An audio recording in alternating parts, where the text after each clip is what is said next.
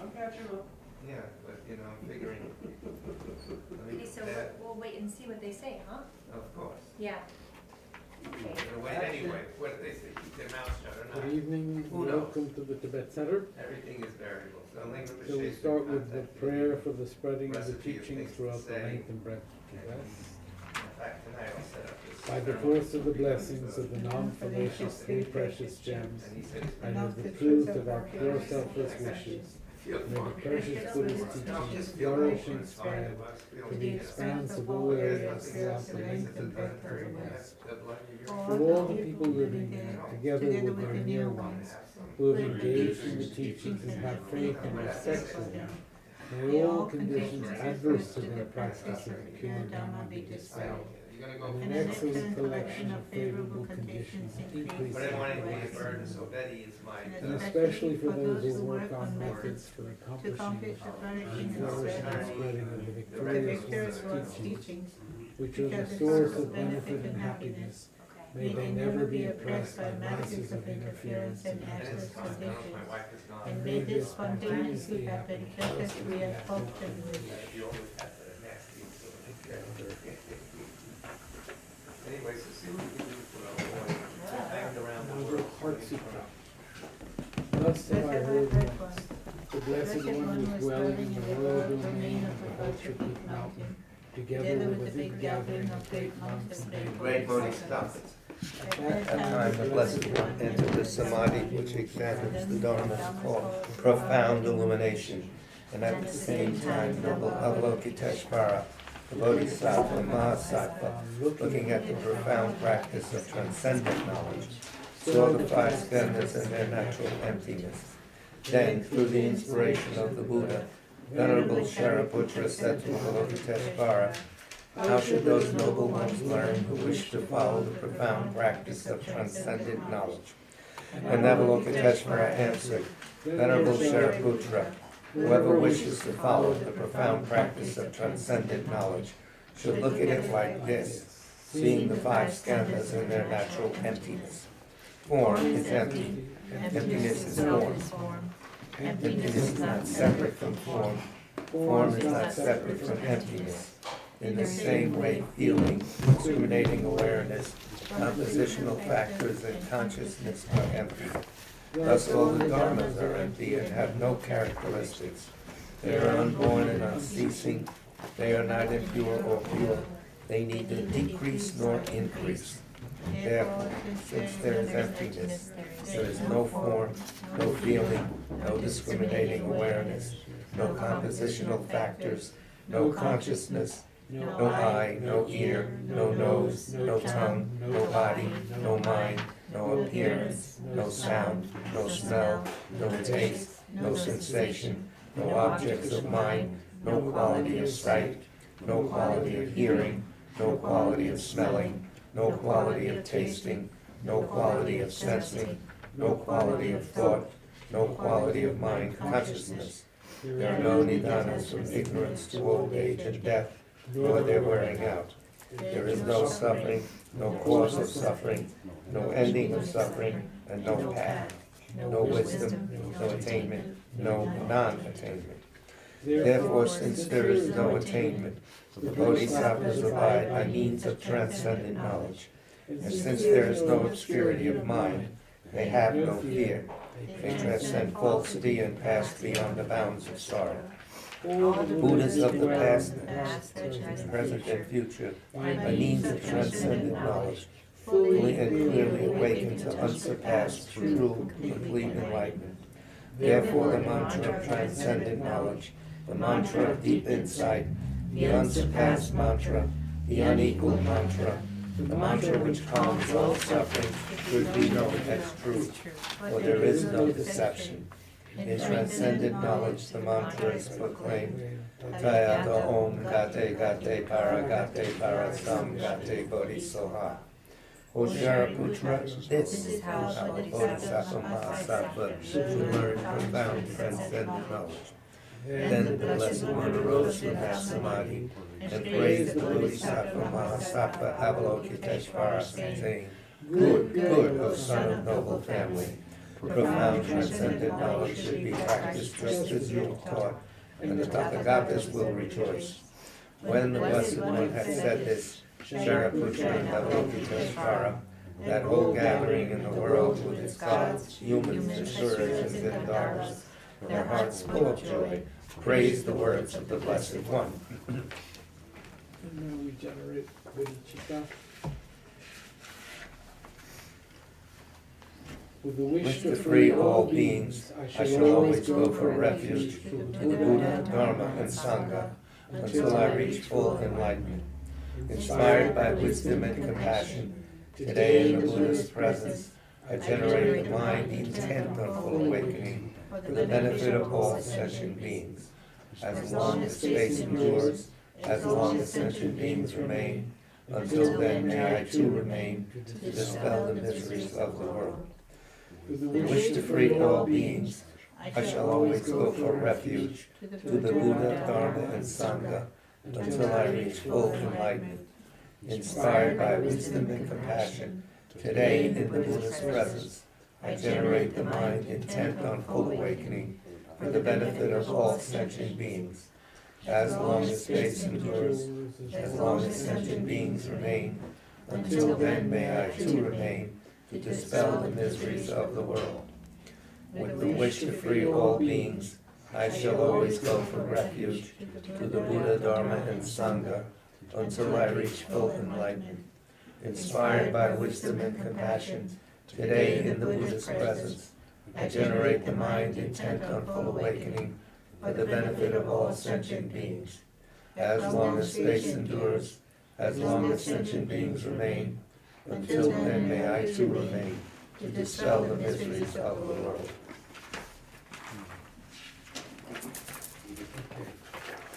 Now we shall recite a rosary of Om Mani Padme Hum.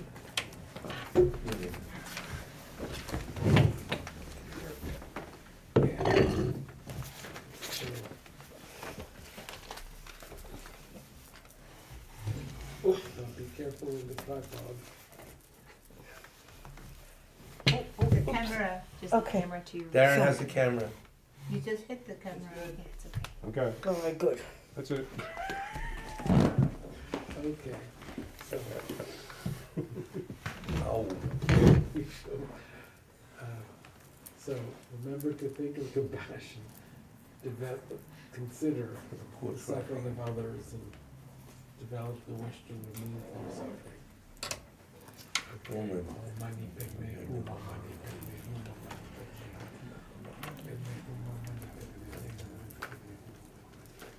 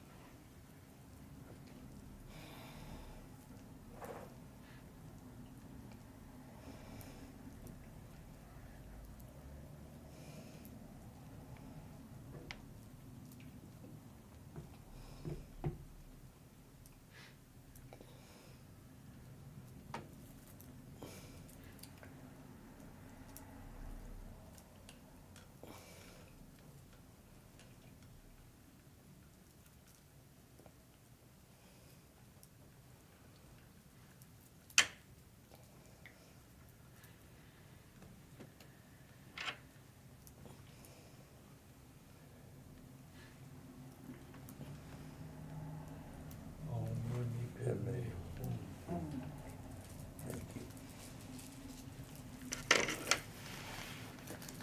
So, we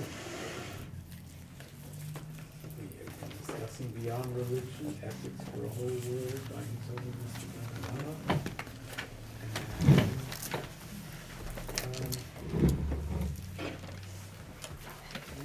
We spent a lot of time on the chapter called Futility of War.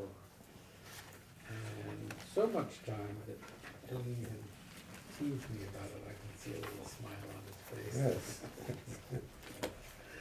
However, if we go to page 137, Ah. do you need a book? Do you have a book? I don't have one today, no, but it's okay. We'll find one in there.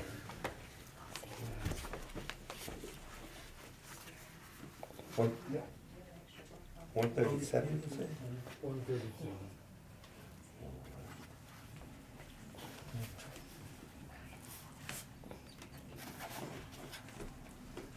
What page? 137. Page 137. Patience and forbearance. So, as we have discussed in respect to the futility of war, the futility of violence, the futility of engaging in sort of harsh action,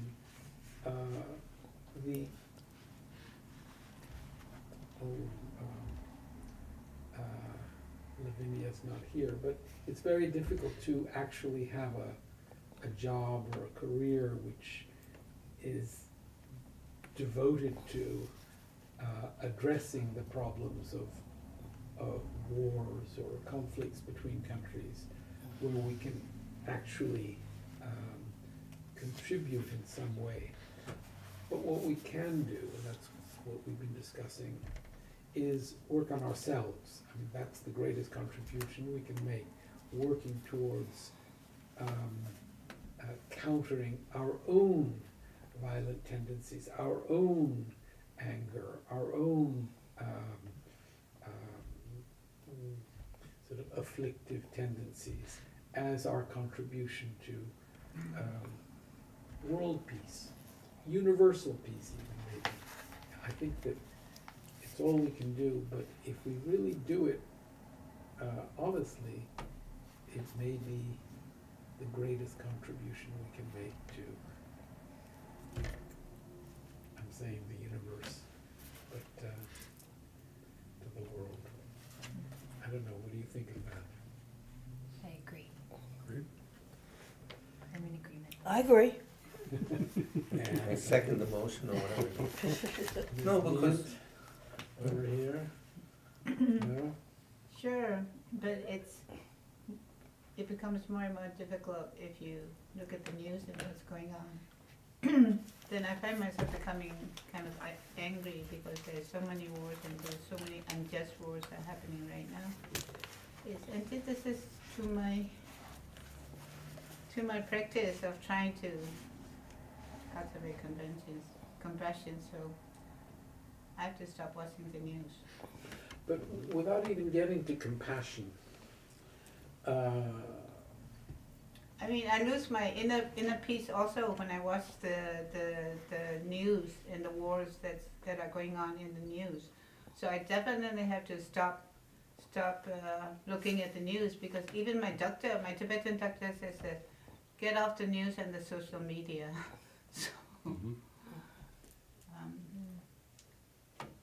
So it's not easy, especially right now. Except there was some good news today, but ceasefire in the progress. So Yeah, but what about if we look at the domestic situation?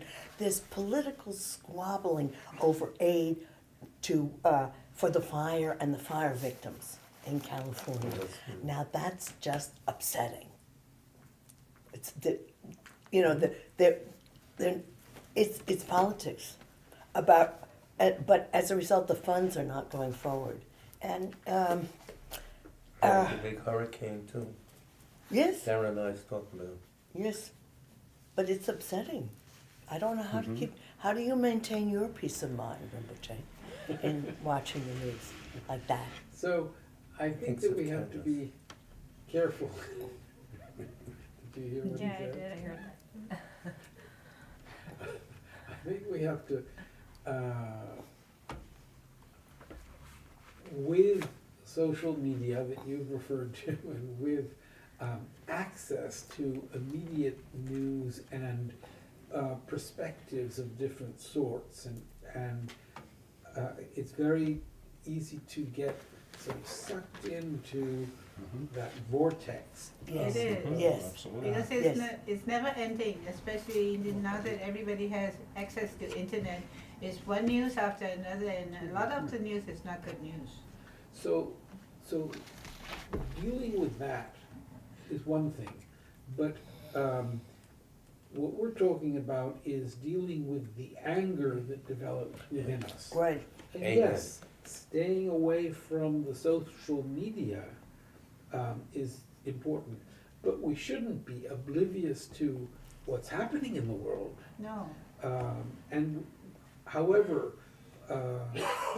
how we behave in respect to what's happening in the world, and specifically how we deal with the fact that we have a tendency to get angry. Yes. That's what we're talking about. Yes, exactly. Exactly. So at some point you have to learn to distance yourself. I mean, you can also look at the news, and it also that can also help you generate compassion, because especially with the disasters that are happening everywhere, there's a lot of floods are happening, fires are happening all over the world. So that's not a problem generating compassion. In those instances, of course, you can generate compassion because these are human beings suffering.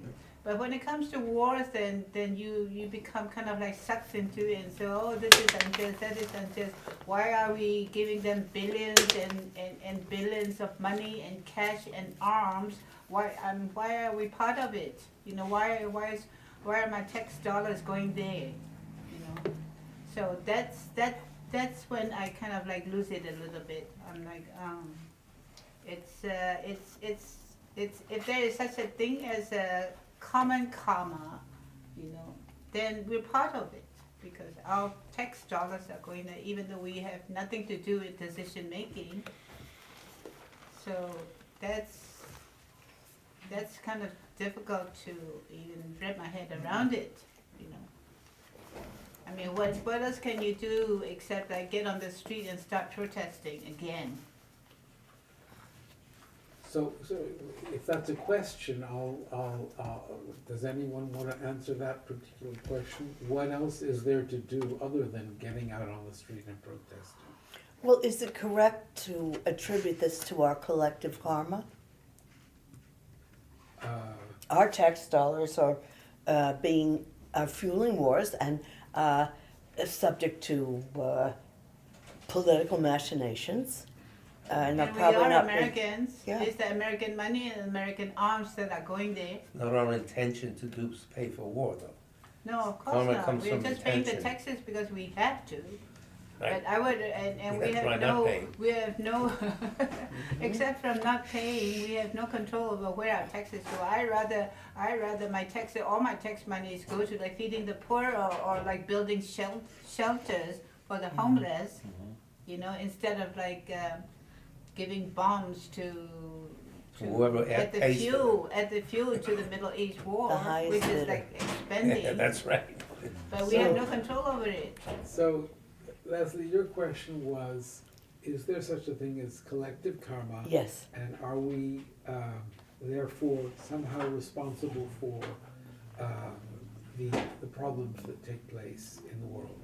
Yes. And everything that we experience, the frustration and anger that you are expressing, due to things that are causing you to feel frustrated and angry. Your experience of frustration and anger towards that situation, the challenge, what would you call it, that which provokes you, all of that you are experiencing due to your own To karma. our own karma. Yeah. So we are responsible, yes, for the situation that we experience.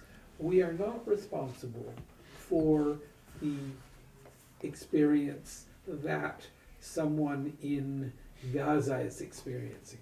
We are not responsible for, but what we are responsible for is what is affecting us. I see. However, our when we are affected by injustice, by tragedy, by whatever it is, how we react to it is karma. In other words, that is karma that will ripen in the future. And so our reaction, for example, staying away from the social media that gets us to feel angry, weaning ourselves from that tendency to want to know exactly what's happening and all the sort of immediate political reactions and all that, just keeping it at bay is a way of developing or changing the dynamic of our situation vis-a-vis the problem. We're not solving the problem in wherever it is. We are developing a little peace of mind within ourselves that is, that, as I said at the beginning, just might be our contribution towards a more peaceful universe. It's difficult when you know, when the numbers are there. There's 46,000 people dead, and 18,000 of them are children, bombed with our arms. Right. So that's when I lose my inner peace. That's when I lose my inner peace. When you think about 18,000 kids bombed out of existence because of our arms, and we can't do anything about it. We're not in charge of the political scene. We can, at least as he said, it's like Lojong, how you react to the situation. Yes. That's the whole story. Who wants to be mad? So I don't watch any, even That's delve why into any media that's before why I bed try or not early in to the morning watch too when I'm much vulnerable. news, but right now I'm just a little bit addicted to news because Yeah, a lot we'll of get rid things of- are happening. Yes. Yeah. I was Watch really, Taylor Swift. No, in the morning, I stay away from all that kind of news. And before going to bed, I'm trying to collect my brains, if it's still there. I found that makes me crazy, because you're very vulnerable. So Yeah, So exactly. I still have a Exactly kind when of there's problem wars with it. going on, like when the Iraq war was happening also, I was on the news 24 hours a day almost, like saw from you. morning to, from morning to night, I'm glued to my laptop on the news, you know, after Al Jazeera, then it's Deutsche Welle, then France van Karte, and BBC, all those, they're just non-stop news. So then it comes to a point where I'm like, okay, I'm going a little bit crazy. I need a break, and that's when you have to start kind of Yes, I saw, like edit yourself the news feed. when I went through my wife's journals, when the 9/11 came, she lost it totally. Marie's very gentle, didn't say, you know, the language, the despair, America, I hate you, all this, totally illogical, and never gonna get out of that slow. I remember those days. She was fairly calm, you know, I reasonable saw person, the but she lost tower. it. I too. saw the tower, second tower fall from Washington Square Park. Wow. I was on my way to work and I saw it. I Yeah. actually saw it pancake I was on my down. way to work and couldn't And go because before they shut that- down the trains. Before that, the first tower, right, from the both towers where there were rings of like fire around it, you can see people jump. Even Yes, all and the you could way s- from Washington Square, My you friend can Maria, actually see who them. was there, she was at 250 Broadway, it's right near it. Yeah, right debris there, fell right on straight us, down Broadway. But she saw people jumping and Jump. with men's tie flailing as they came. Yeah. She freaked out and didn't realize it. She was pregnant, walked all the way to 169th Street and Broadway in some sort of a trance or something.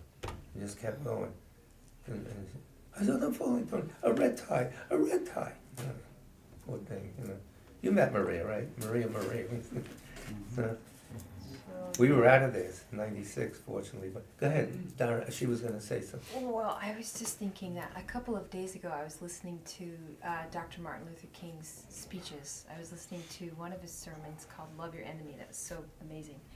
I think that was in 1957 in Alabama, but it was so powerful to hear him talk about, especially him, having met such injustice constantly, and to be in the field, really in the field and on the front lines of it, and then to be put in jail constantly, while he was doing it, to be talking so powerfully and to be so dedicated to love in kind of that environment.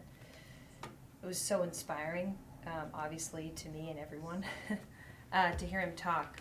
I think particularly in these days, looking at the news or feeling like defeated, this feeling of defeat, it seems like I also can get caught up in the news, and it was really refreshing to go, instead of looking for news, looking for a good example of somebody that was so dedicated to, nonviolence and really was looking for like the love piece and the compassion piece, even for the people that were really trying to take him down. Yeah. That brought me a lot of peace of mind. John Lewis too. Yeah, amazing. Another saint. They Amazing. beat his head and everything. And he said, those people are crazy. They're not in their right mind. Yeah, but I think that sometimes, like with protests, it's really interesting because there's a lot of different ways. Like that word's one word, but there's a lot of different ways to do that. And when I look at Martin Luther King and the way that he would non-violently just show up and be there, that would make people mad, just be standing there.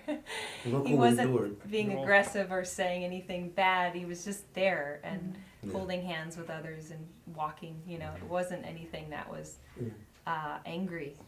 It was really just a reflection of what other people were feeling, holding a mirror to them. So I think he's a really interesting, with his, Martin Luther King Day coming up, I feel like he's a great example. Very great example. And someone who I feel He like, knows a lot about King. He studied him. lived his own,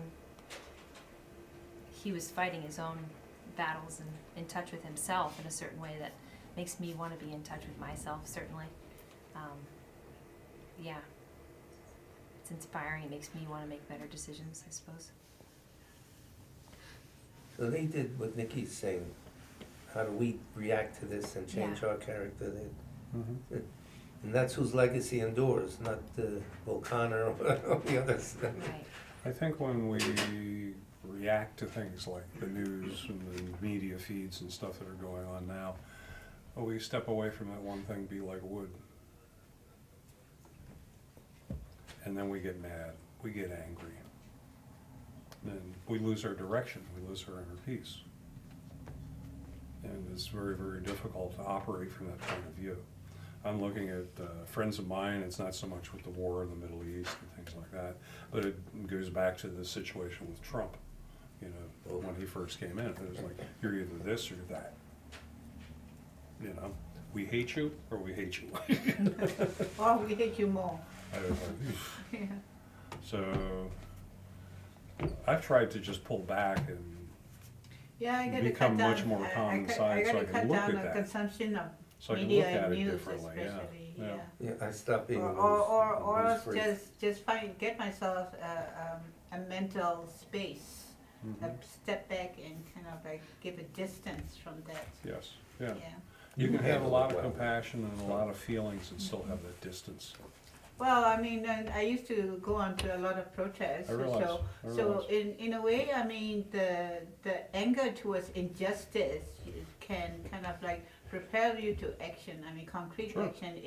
It actually makes difference when you show up at those protests, because without those protests, those people, the political class, just think that they're getting away with everything. They can just do everything until those people are. It's not just like tens of thousands, but they become hundreds of thousands of people protesting on Washington. And I'm like, okay, it's time for younger people to do that now. I've done so many protests in Washington. I think that the nationwide student protests against the Arab-Israeli conflict in Gaza have done us an enormous service, because you don't have to take sides. These are young people and they don't want to see a world war. And the thing is escalating into a world war, and de facto this is the only thing they know how to do.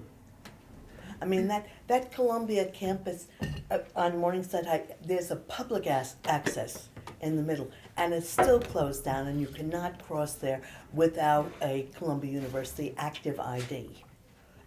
It's been as bad as that, and I think these kids, and it's been all nasty and messy, and infiltrators and agitators, all yeah. But I think the fact that it's represented all over the country sends us a big message, and that they're right, they're correct. What's the message?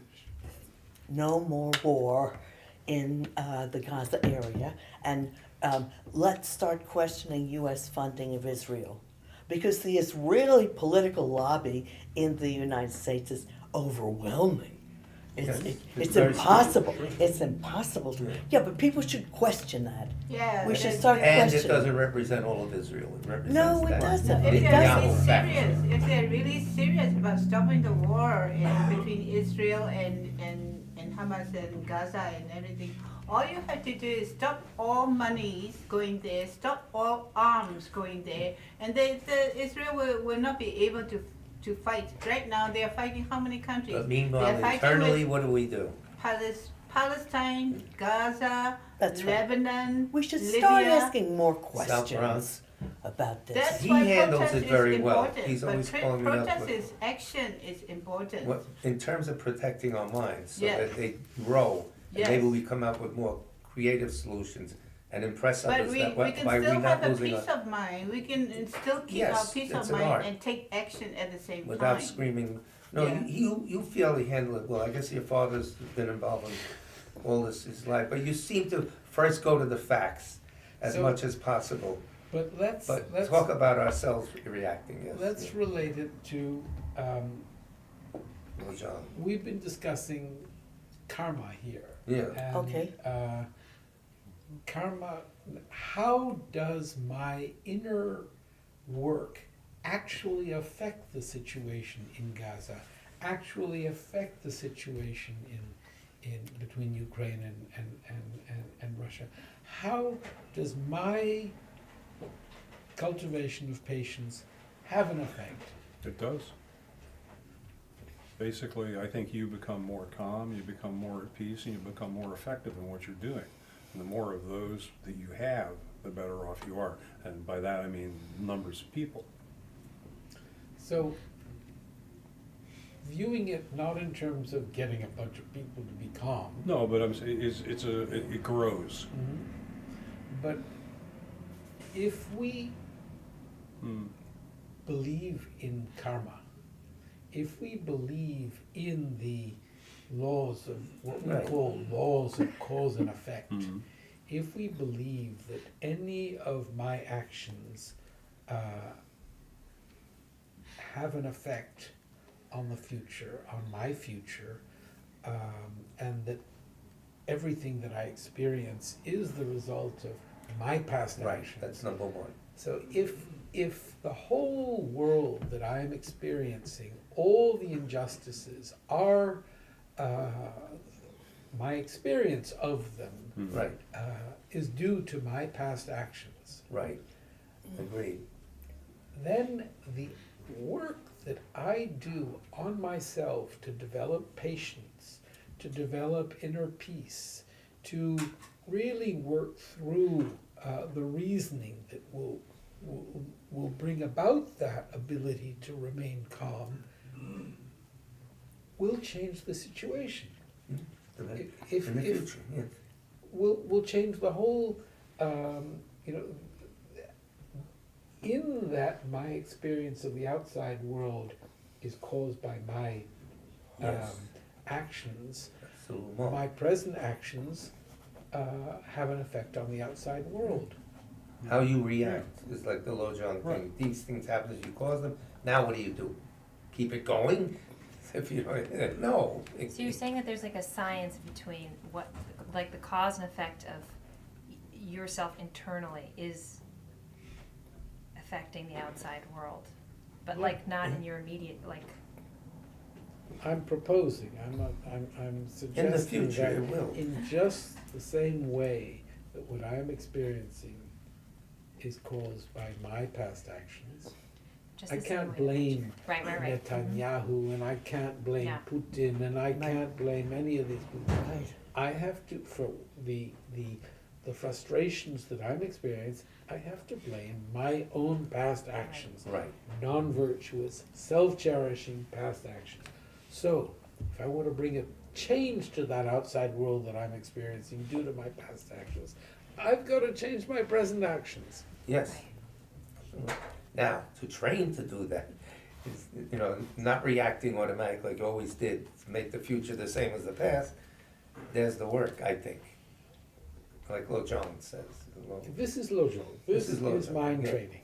Yeah. I mean, the word Lojong means It's mind. mind training. And How that's you what react to your own past actions.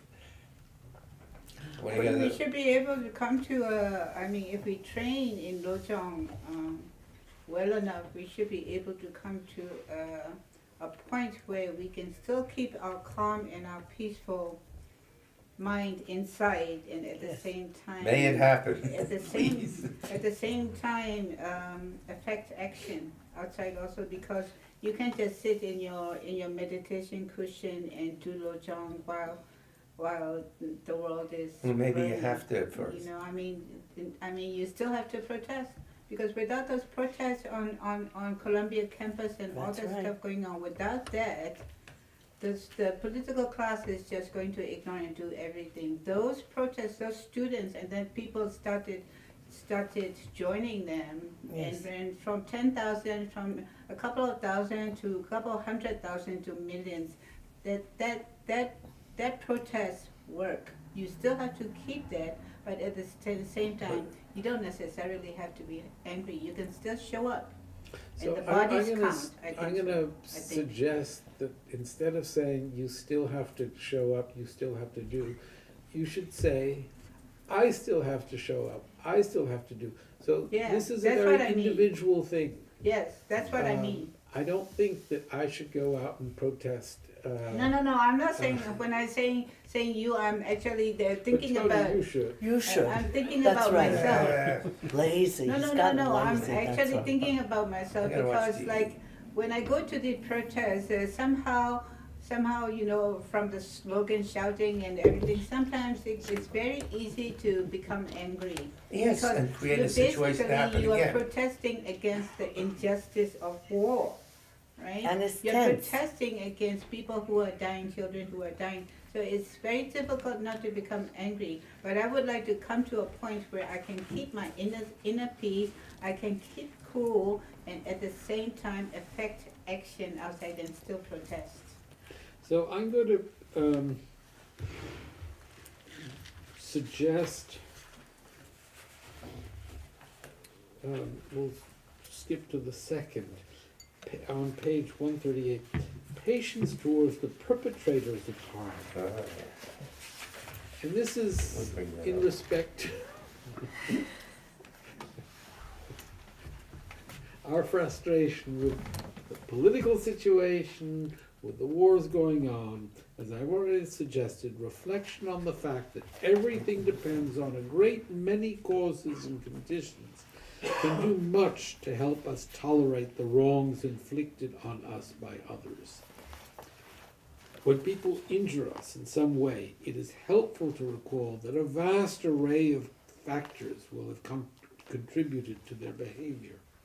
When we face aggression or disrespect, it is worth considering why the aggressive or disrespectful people are acting that way. Very likely, their behavior reflects difficulties they themselves are experiencing. Recognizing this can moderate our instinct to retaliate. And I think that we have to, in respect to things going on in the world, we have to apply this reasoning.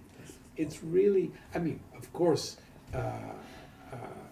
we can go about our lives feeling that there is injustice and getting angry at it, whatever. But this is actually working towards changing the whole dynamic of it Yes. by changing our attitude towards it. And I think that very likely their behavior reflects difficulties they themselves are experiencing. It is also useful to remember that anger is not something anyone actually wants. When we ourselves get angry, for example, is it because we want to? No. It comes upon us involuntarily, like falling ill, becoming angry, is not something we do deliberately. Furthermore, given that the perpetrators of the harm are just like me and you, human beings who aspire to happiness and wish to avoid suffering, they too are deserving of our compassion and concern. I think that given the fact that we are not coming here to engage in political, what is it? Political agenda. Working how to politically affect the situation.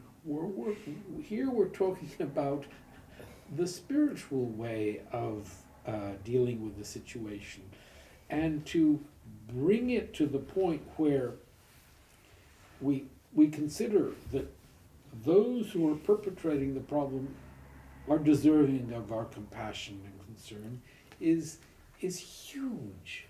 I mean, that's where we're trying to get. We're trying to actually develop compassion for, if we think about, as we have been doing recently as we recite our O Mani Padme Hums, if we think about the fact that just as we are experiencing suffering, the suffering of suffering, the suffering of change, and the all-pervasive suffering of conditioning, each and every other person is experiencing the suffering of suffering, is experiencing the suffering of change, is experiencing the all-pervasive suffering of conditioning. And that is something that when we work at developing it, we can't say, well, we're not going to apply it to Netanyahu, we're not going to apply it to Putin. We have to. we must devote the same attitude to whomever the monsters are that we conjure up in our meditation, and see that they are victims of their afflictions, that they don't want to suffer, they are acting in pursuit of what they consider to be their own happiness, their own wish to be powerful or whatever.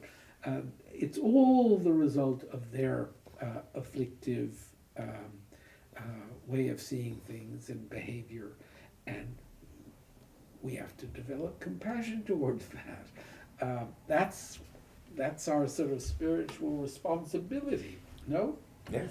Well, can we apply Tonglen, the giving and taking, to, should we apply Tonglen, giving and taking meditation, part of the Lojong, against these monsters?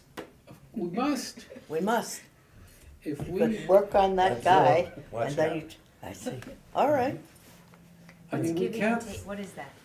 Wow, that then perhaps Rinpoche will favor us with an explanation. So when we're working on mind training, on Lojong, we eventually begin to imagine the whatever the suffering situation is, and we imagine that we are taking that difficulty, that suffering upon ourselves, and we are providing that person with all the virtue that we have, and thereby bringing them happiness. And you can think of, you can have your family members, people whom you love tremendously, those people who cause problems to you, neutral people, and you go one person at a time, and you think, just as he wants happiness and doesn't want suffering, or just as I don't want I don't want unhappiness, don't want to suffer, he does.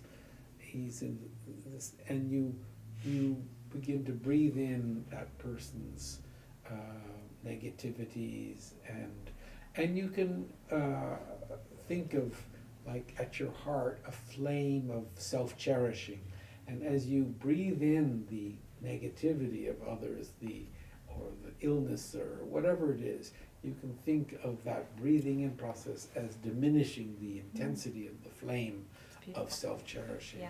And then you breathe out happiness. You breathe out, you are sharing the virtues that you've accrued through your good virtuous actions, and bringing that person happiness, and bringing that person freedom from their afflictions, bringing that person freedom from the obstacles to omniscience.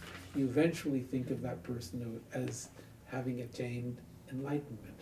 You can go person by person by person this way, and really imagine that you are bringing them freedom from their suffering and bringing them happiness. You, at some point, you should end and say, this is all imagination. I must actually work towards the ability to do this. I must work towards attaining Buddhahood. So that's an important, it generates bodhicitta, which is the determination to work towards attaining Buddhahood, to be able to actually help. So that's Tonglen. You can do it breathing in and out. You can take it on your breath, or you can simply imagine, think of that person suffering and think of bringing it into you and then providing them with happiness. Thank you. So does it change the world? It changes the element within the world that we actually have the ability to change, and that's Ourselves. Ourselves, Yeah. yes. But we should be thinking that it will be effective, right? And it will change the world. So I described a whole, what would you call it? Series, A options, Process. process. well, let's say a process, but Okay. a dynamic Dynamic. whereby Yes. my acknowledging that the problem that I'm considering is, or my experience of that problem is due to my own negative Right. karma. As I transform my attitude, I'm transforming the problem. Right. Okay. Now, I don't know that that's going to bring peace in the Middle East, but I should engage in this in the Right. belief that this is my contribution. This is Okay. all I can do. That's great. And therefore, if I have a feeling of responsibility, Yes. it's something I must do. Okay. Understood. And you go out and Yes, But I'm without done. anger, I want to be able to go there with a very cool head and really, really without anger. Because I think in these protests are great and everything, of course, you need to be, the bodies need to be out there and everything. But a lot of it is there's also a lot of anger involved in a whole bunch of people, and that's also kind of like contagious. But the Tonglen works. Tonglen and together, especially together with the Medicine Buddha and Tonglen together works. I find it very calming. Remember when she would say once in a while, someone would ask, well, you know, if I breathe in, I feel like I'm getting sick, you know, I don't want to, he said, that's a good sign, that you're sincere. yes, Sekong Rinpoche, who was teaching this at the Tibet Center back in the 82, late 80, 70s. Well, maybe it was 80. 80 and 82 we showed it. He said, when we breathe in the suffering of others and we are breathing out our virtue to bring them happiness and freedom from that suffering, we cannot remove others' suffering. They are suffering due to their own non-virtuous actions. However, we can work on ourselves by means of this. And then he said, however, I did hear of someone who had the ability to take suffering upon himself. And he did so in respect to someone who was very ill, and he died. That's good. Okay. He died. That's so funny. Okay.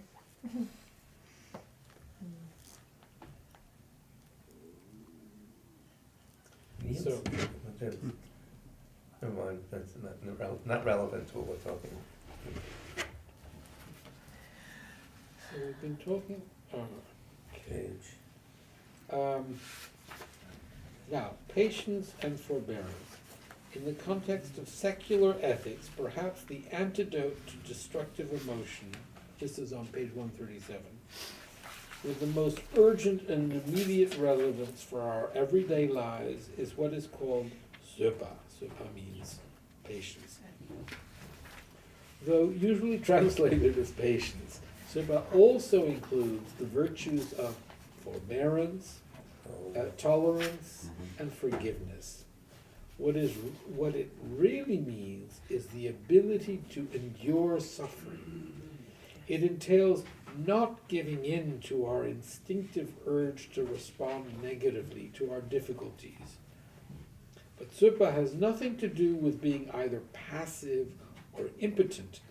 It is not a case of tolerating something just because you do not have the ability to hit back, nor is it enduring injustice grudgingly through gritted teeth. Instead, genuine patience requires great strength. It is fundamentally the exercise of restraint based on mental discipline. There are three aspects of patience or forbearance to consider. Forbearance towards those who harm us, acceptance of suffering, and acceptance of reality. So, patience towards the perpetrators of harm. That's what we just read, yes? Many cause the goodness, yes, that's had a Shantideva. So we've, so what are your thoughts on this?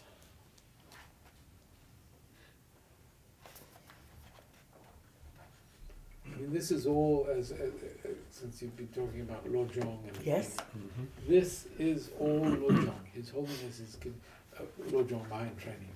This is all how we should think. And, you know, it's not that when we are bombarded, it's not that when we are considering, you know, sitting in front of the television or the computer and seeing the things that make us angry, it's not that we can apply these attitudes at that point. These are attitudes that we have to sit and think about when we're calm. We have to work at cultivating these this point of view in meditation. This is, I think this is important. We cannot go out into the world at our level. We can't go out into the world and expect ourselves to be able to engage in these practices when confronted. We have to really work at changing our minds when we're calm, so that when we go out into the world and are confronted, we are able to accept those confrontations with this point of view.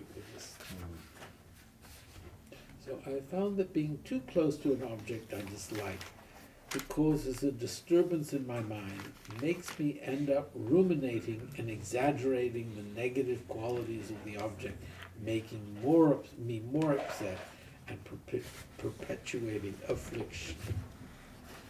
Jeff Allen. So I have found that being too close to an object I dislike, well, maybe you should distance yourself from an object that you dislike. Move to Jersey.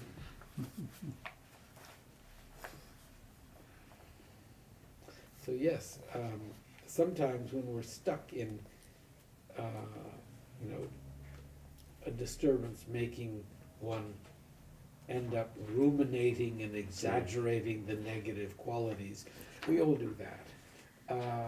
And we have to develop that muscle that just pulls us away from the TV screen or the computer screen where we do have to. But as I say, to develop that muscle has to be done when we're not confronting that which is causing us disturbance. We have to think about it. We have to do so when we have the ability to really direct our minds. Do you think, Nikki, like, that there are, my husband and I were talking about this the other day, that there's so much interaction with screens now more than ever, that it almost feels like you're interacting with a person in a way, like you're having an experience. But it's actually not like a consensual kind of experience. It's actually like a one-way street. You're just watching a screen. But it's so active and so kind of stimulating and convincing that you can get upset and angry and worked up and kind of invested in this way. Sure. But when you're with a person, it's a two-way street, you know? And I'm struck by that lately, that when I'm watching a screen, I can get stirred up and then I walk away from that screen and I don't really have, it's like I've been kind of like, I'm just there with all these feelings, but there's no person that I'm actually kind of interacting with. I'm just kind of like, it feels like I was like kicked out of a car or something, like moving car, because I've watched something that is, you know, news or social media. But when I'm with a person, I have to interact and get to the bottom of something, and I actually have to use these skills that we're talking about, so that I'm not putting hate into the world, or that I'm not spreading that into someone else's life, etc. But with screens, I find it really interesting and tricky, because it's like you absorb it and then you're just kind of left with it, and there's not a conversation happening. So I feel like they're almost, it's like, of course you can't avoid, you're in the, you know, we're in the 21st century, they're everywhere, but are they as kind of like pernicious and tricky as I think they are? I think they're pretty difficult, or that you have to have a lot of what we're talking about in order to, a lot of peace of mind in order to actually contend with them, because otherwise you're just kind of walking around with what you've got, what you were given by the screen, but they're not going to do anything bad. You know, you can't have like a back and forth with it. I don't know if anyone else's experience feels similar, but I The whole world has. feel similar, Yeah. Prior to screens, did we do this with the New York Times? Yes, Yeah. we did. assume it has some authority. Yes, we do, yes. Oh, I Yes. see what you're saying. We Yeah. give it We're- like we're We accountability. give it more power than we give it the Yes. power. Right. Okay, I'm but saying, I think excluding sometimes reality, we give what it I the mean power. is, like, I think I animate more with a human being, because Yeah. I know that we have to have a conversation. But with the screen, it hits me, and then I feel almost like I didn't realize that I'm absorbing all this stuff.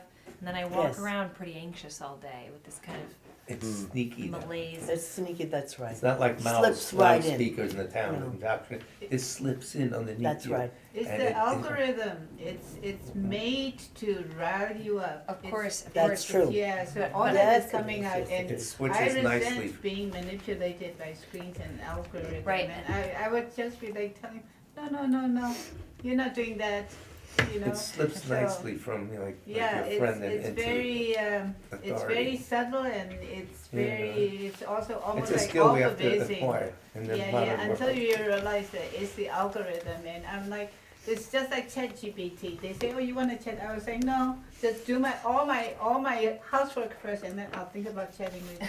If I want to chat, I'll chat with a human being. Yeah, well, I suppose what I mean is that I'm seeing now that it's not only using these skills when I confront a human being now, but also keeping them in mind when I'm interfacing with these devices, to understand, like, to learn from the cause and effect of what's going on. When I do it, it makes me feel bad, and it's not a conversation. I'm just choosing to engage with something that makes me not feel great. And I feel like there's almost an obedience or a want to be like, or maybe kind of like a myth that you're like a better citizen if you know everything. Yeah, I'm a better citizen if I've watched all the news, if I'm up to date with every current event. But given the climate that we live in, not the world events, but the news cycle, I feel like it is actually, the conversation has to shift a little bit, because if you're expected to know everything, there's so many outlets to know that by that you would And what's the be truth? really disturbed. Yeah, so I'm reminded to remember these things when I'm choosing to engage with the screen. At least you have it cornered now. You're starting to become aware, wait a minute, so Yeah, that's yeah. good. Yeah, that's true. And I That's think really places like our center help, totally. Definitely. I advertise with Tibet Center constantly, you see that. Nikki knows I put in my 15-second spot. Go, Tony, go. Perfect. So friends. So, Darren, is there anyone we've been asked to pray for? James is on vacation. So, we shall recite the Sutra of the Recollection of the Noble Three Beings. I Prostrate to the Omniscient One. Thus the Buddha, Bhagavad, Tathagata, Arhat, Samyak Sambuddha, the learned and virtuous one, the Sugata, the knower of the world, the charioteer and tamer of beings, the unsurpassable one, the teacher of devas and humans is the Buddha Bhagavad. The Tathagata is in accord with all merit. He does not waste the roots of virtue. He is completely ornamented with all patience. He is the basis of the treasures of merit. He is adorned with the minor marks. He blossoms with the flowers of the major marks. His activity is timely and appropriate. Seeing him, he is without disharmony. He brings true joy to those who long with faith. His knowledge cannot be overpowered. His strength cannot be challenged. He is the teacher of all sentient beings. He is the father of bodhisattvas. He is the king of noble ones.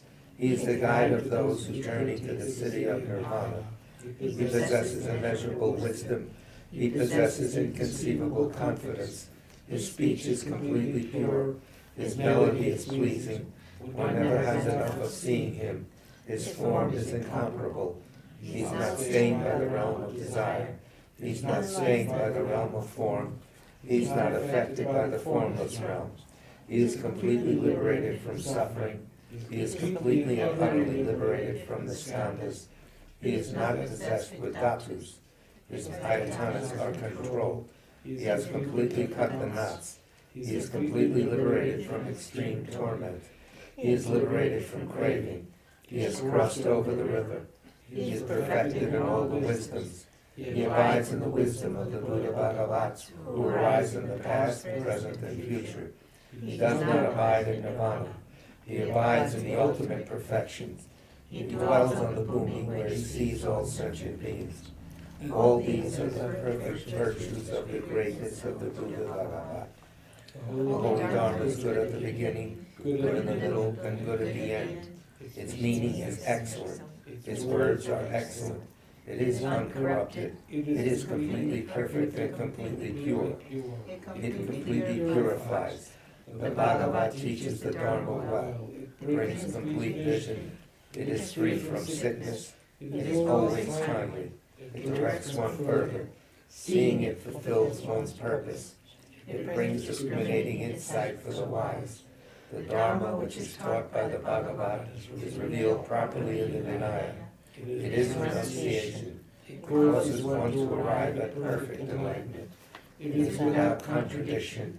It is pithy, it is trustworthy, and puts an end to the journey. As for the Sangha, the great Yama, they enter completely, they enter insightfully, they enter straightforwardly, they enter harmoniously. They are worthy of veneration with joined palms. They are worthy of receiving prostration. They are a field of glorious merit. They are completely capable of receiving all gifts. They are an object of generosity. They are a great object of complete generosity. The protector who possesses great kindness, the omniscient teacher, the basis of oceans of merit and virtue, I prostrate to the Tathagata, pure the cause of freedom from passion, virtuous, liberating from the lower realms. This alone is the supreme ultimate truth. I prostrate to the Dharma, which is peace. Having been liberated, they show the path to liberation. They are fully dedicated to the disciplines. in their holy field of merit and possess virtue, I prostrate to the Sangha. I prostrate to the Buddha, the leader. I prostrate to the Dharma, the protector. I prostrate to the Sangha, the community. I prostrate respectfully and always to these three. The Buddha's virtues are inconceivable. The Dharma's virtues are inconceivable. The Sangha's virtues are inconceivable. Having faith in these inconceivables, therefore the fruitions are inconceivable. May they be born in a completely pure realm. Let us read the 8 verses on In terms of logos, with the determination to accomplish the highest welfare of all sentient beings, who surpass even a wish-granting jewel, I will learn to hold them supremely dear.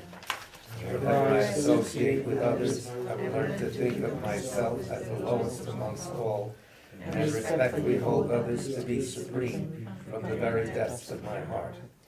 In all actions I will learn to search into my mind, and as soon as a disturbing emotion arises, endangering myself and others, I will firmly face and avert it. I will learn to cherish ill-natured beings, and those oppressed by strong misdeeds and sufferings, as if I had found a precious treasure difficult to find. When others out of jealousy treat me badly, with abuse, slander, and so on, I will learn to take all loss and offer the victory to them. When the one whom I benefited with great hope unreasonably hurts me very badly, I will learn to view that person as an excellent spiritual guide.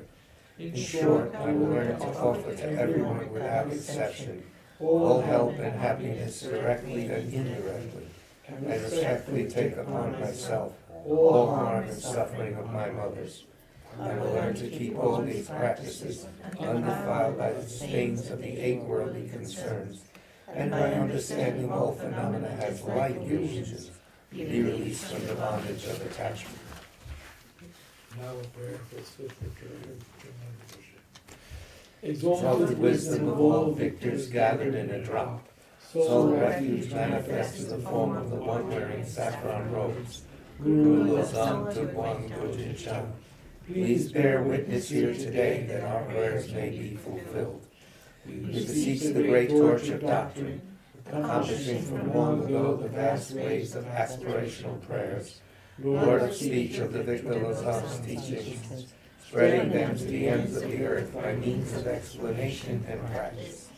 While holding the commitment, I will invite all beings to be my guests in unsurpassed great awakening. Yet I have withdrawn the activities of the form body that serves the welfare of others. Is that worthy of the supreme among beings, the Bodhisattvas? Though impossible for you till cyclic existence's end, to abandon your commitment to liberate all beings, we beseech the new son of Nirmanakaya to swiftly return from the realm of Dharmakaya, brought forth by Bodhicitta drawn by 7 steeds. Having reached the far limits of scholarship, religious life, and goodness, please come swiftly as an unrivaled supreme emanation, full holder of the sage's teachings and wish-fulfilling jewel. Return as the glory of Losang Tenpe. Magnificent truth of the 3 precious jewels, Mahakala, Kamayama, and Srimata Devi, and the ocean of Dharma protectors, may you spontaneously fulfill our wish, the swift blossoming of the reincarnation's fresh new life.